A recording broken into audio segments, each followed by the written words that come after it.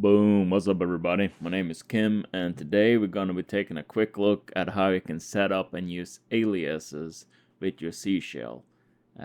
This is just going to be a really quick, easy tutorial, and if you want more of this, let me know in the comments down below. If you like this tutorial, hit that subscribe button, hit that notification bell, and share it.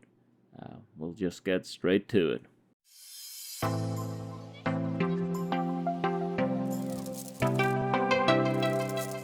So open up your console or emulator, whatever it is. I'm going to make my text here a little bit bigger.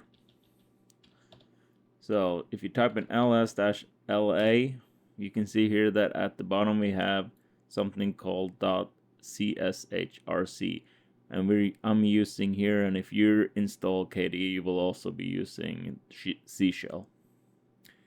So clear it, Control L. Now you type in vim.cshrc,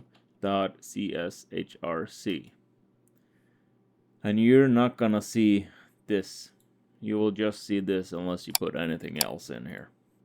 So what I did, you just hash marks or the squares here, the hashes, it just lets you write a comment. So I commented that this portion down is custom aliases. So you type in alias, update, and then equals, and then in these parentheses you put your command. So I'll make one here just so we can so then I'll show you that one after. So I'm just gonna hit O here to get down, type alias, and then to do just an update I'm gonna UD or UP equals, and then in between here I'm just gonna take sudo pacman s-syu. Okay, hit escape, colon, write and quit. That way we write it to the file. Now we have to source this file or log out, log back in again, but source is easier. So source.cshrc, hit enter. It doesn't look like anything happened, but if I now take up, it will ask me for the password. You put that in, and now you can see it tried updating, nothing happened. So I don't need two of these, so we're just gonna go back here, and I'll just explain really quickly what this top command means. No, I've deleted that. So this alias here means sudo pacman mirrors fasttrack 5. That means he's gonna check before he starts updating, so you have the 5 fastest mirrors to download from.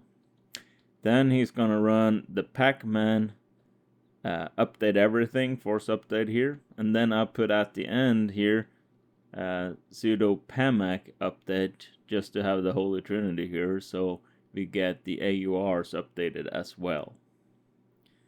And I'm gonna write and quit this and just update. So now all you have to type is update, and it's gonna do all those commands instead of doing them one by one. And of course you can do other